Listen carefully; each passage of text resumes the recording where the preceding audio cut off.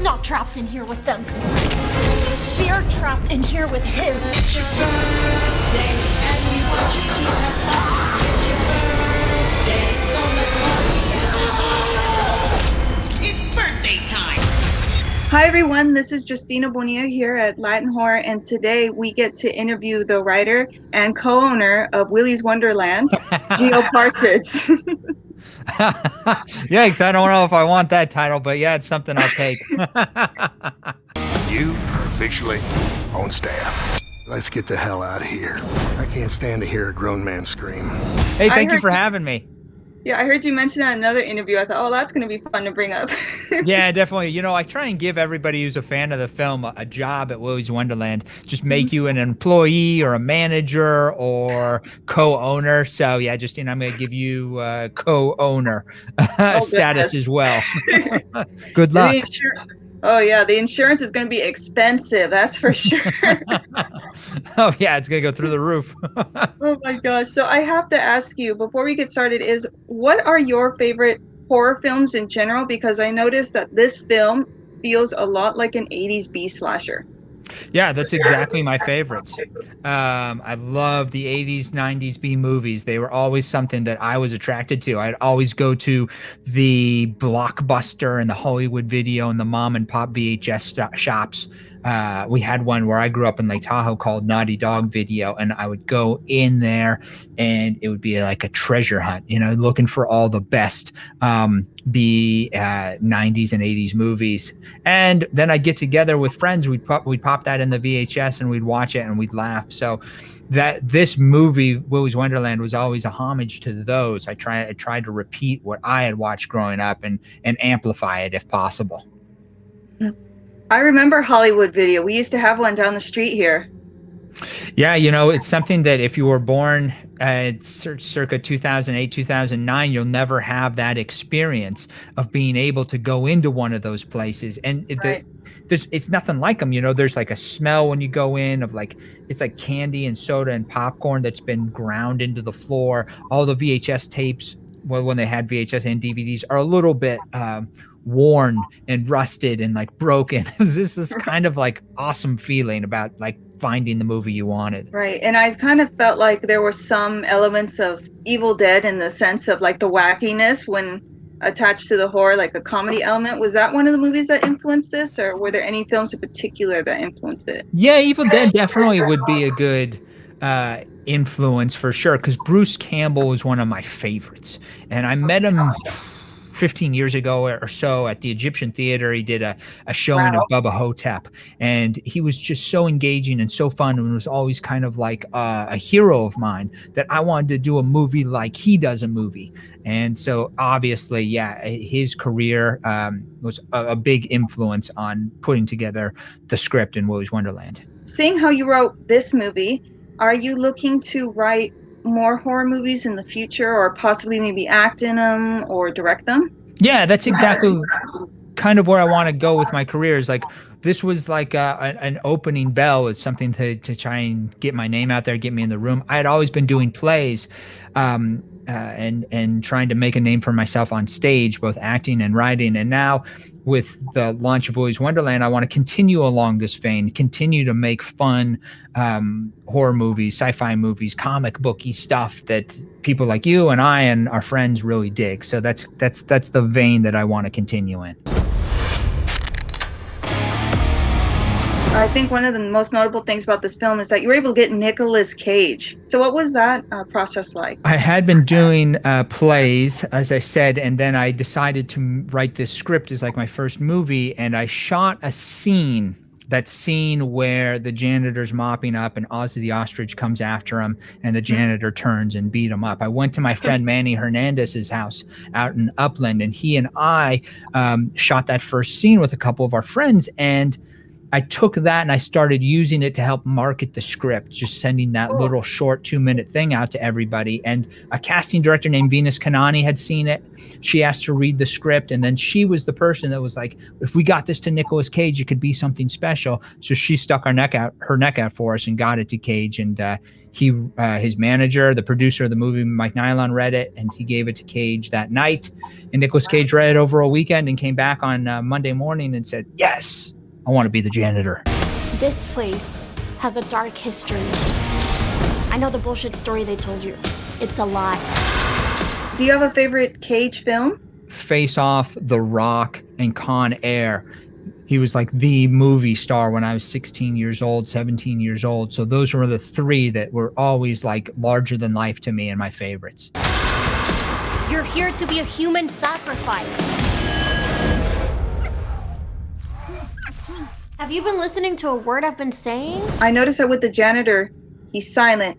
He doesn't talk at all. And his behavior kind of reminds me of Clint Eastwood. So when his Westerns, like The Good, the Bad, the Ugly, and so forth.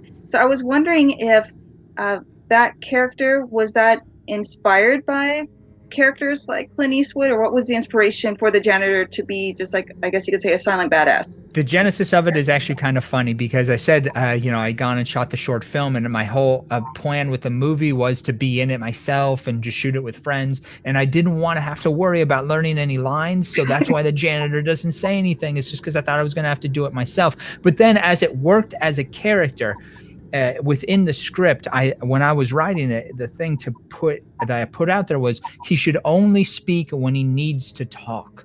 And I didn't see a point where he ever needed to talk about anything. Like, he doesn't have to talk about it. Like, he should only speak when, like, if Liv says something to him, oh, this place is evil. Well, he knows. Yeah, he doesn't need to get into it. Yeah, he's got it. So there was never a reason to put in. And yeah, High Plains Drifter and The Good, Bad, and the Ugly, those kind of movies that Clint Eastwood did, those incredible spaghetti westerns, were something that inspired me a lot too, because those heroes, you kind of know all about them with just a look or a glance or a smirk or a smile or a scowl. And that is something that I think that both I brought to the script and that Nicolas Cage brought to the character. He's not trapped in here with them. They're trapped in here with him. Emily Tosta, I hope I'm saying that correctly. I absolutely love her interactions with Nicolas Cage on screen. Seeing how she's a very bold character, it's cool to see a Latina in a leading role in a horror movie.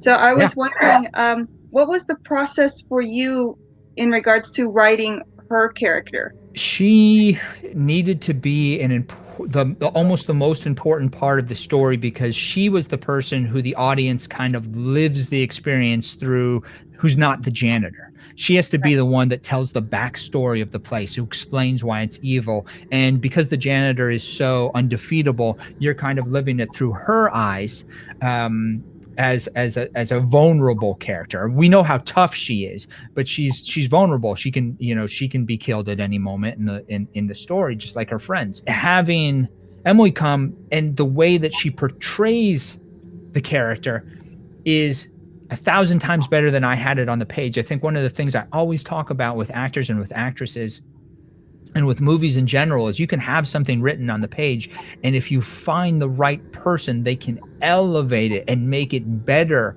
than you could ever imagine it. And that's what she did. She's such a great actress that she, with a look and just her reactions to what's going on, and especially, I don't want to give anything away, but the end of the movie when she and the janitor have this moment outside, it's like, that's like, I couldn't, she did it so well. She did it so well. I couldn't imagine somebody doing it better, and I couldn't imagine a better actress for the role. Well, she did a phenomenal job. She kind of reminded me of Terminator, the female lead of that film, that style. So absolutely. Like young Linda Hamilton. That's exactly kind of how she played it. Yep. Right. And I have to say, my favorite line in the movie was her line, not to really give anything away. When she goes, sucks to be you, pendejo. I love that. Yeah, when she's beating him up. Oh yeah, no, I mean, she has a couple of really lines from that movie that I think are really, just if for not overall, but just iconic B horror movies. She has some really great lines delivered, and she delivers them so well and just so thoughtfully, and just as the character. Yeah, I think she really shines. Yeah, I can't wait to see that line on a t-shirt for sure. They're coming out. You know, they have all the knockoff T-shirts and stuff like that. And that one, you're right. It should absolutely be on the T-shirt for sure. Yeah, on the back of one. Yeah. Moving from Emily to the animatronics, I have to say my favorite is Tito. I don't know why. I just think he's my favorite one. And so I thought it was hilarious that you had him speaking predominantly in Spanish the whole time, especially cussing in Spanish. So that was right on the profanity there. So I was wondering what was the inspiration to make him primarily Spanish speaking, and then what inspired his look? Because I just thought that was really, cartoony and funny. One of my best friends in the whole entire world is named Manny Hernandez, and he is an artistic collaborator and somebody that I've worked with for 20 years. He and I ended up in the same acting class 20 years ago, and we've been like best buddies ever since. So he gives me a lot of guff in Spanish all the time. So having that put in there as well. And another good friend of mine, a lady named Elia Robles, she was kind of an inspiration for putting the stuff in there in Spanish, and using those two friends of mine, or taking inspiration from them, was really kind of the idea behind those characters. And then, yeah, I think it is kind of funny, I wanted the animatronics to have personalities, like we all have personalities. Right. And so just, it made sense to have Tito who he is. Right. I just thought he was one of the more zany characters, and I felt that was perfect compared to, how dark the animatronics can get. And yeah, he's always funny on whenever he's on there, he's funny. And he has he's again, not giving anything away, but he's like the last animatronic we kind of see in the movie, and he goes out with a bang for sure. Right. And with the animatronics, I noticed that when they bleed, I guess you could put it, it's black oil instead of red blood.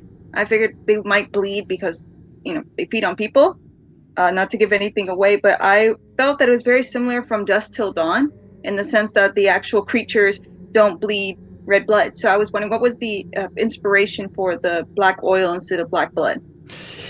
Yeah, that was a brilliant ad by Kevin. Again, taking things that are on the page and amplifying it or making it better. We wanted to have some sort of gore in the horror movie, but we didn't want it to be too turn-offish, if you would. And we thought the black sludge, whether it be old blood that's in these things or whether it be just mechanical oil that creates them, it's kind of left open-ended, but it really adds that graphic feel to it. And it also adds a little bit of dynamic to the T-shirt as well, because you have this clean shirt, and then when you get it covered in oil and the black sludge, it looks even cooler. So that was something that always came to our mind. It was like, we should make that a big part of it.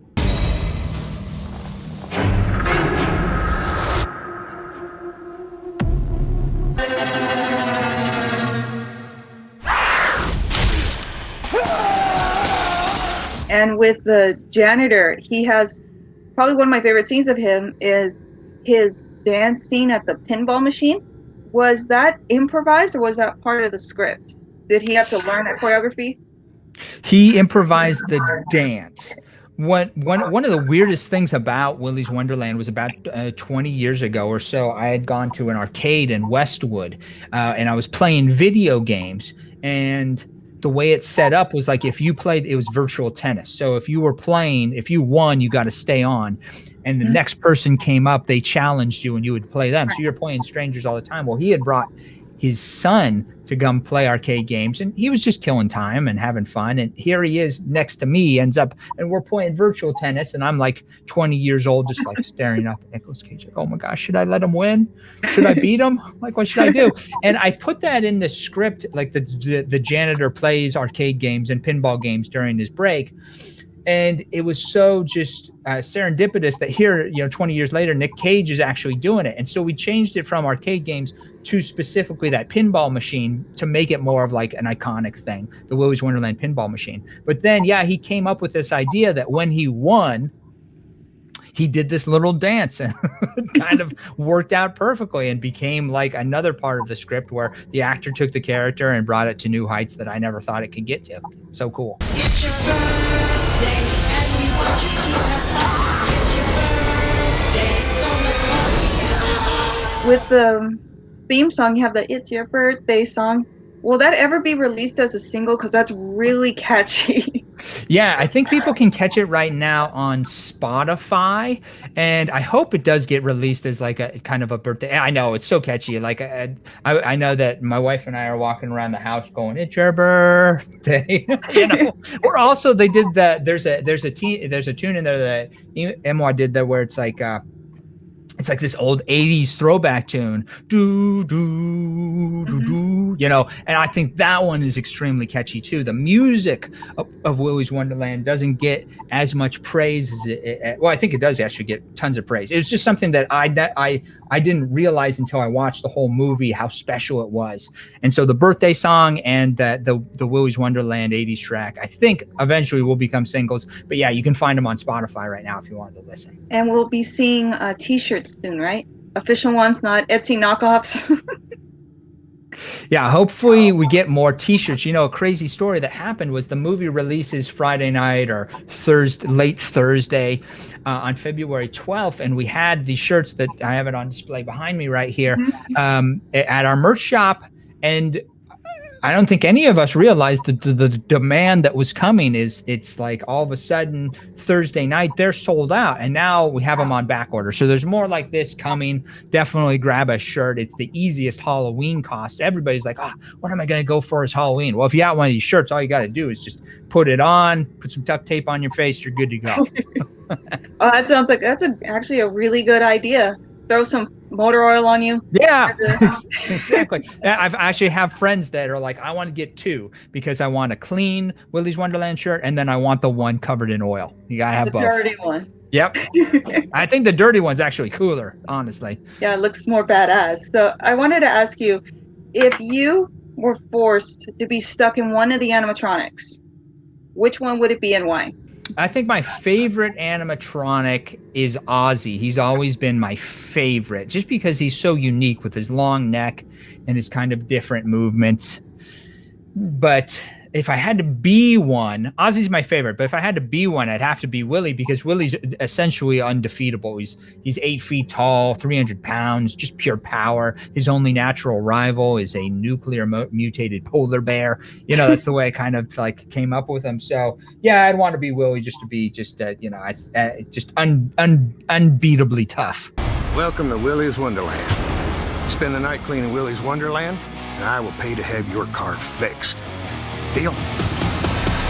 All right, Gio, final question. Throughout your whole Willy's Wonderland experience, what has been your favorite part of this journey? The most surprising or the specialist thing about it has been the reaction online, especially from young artists.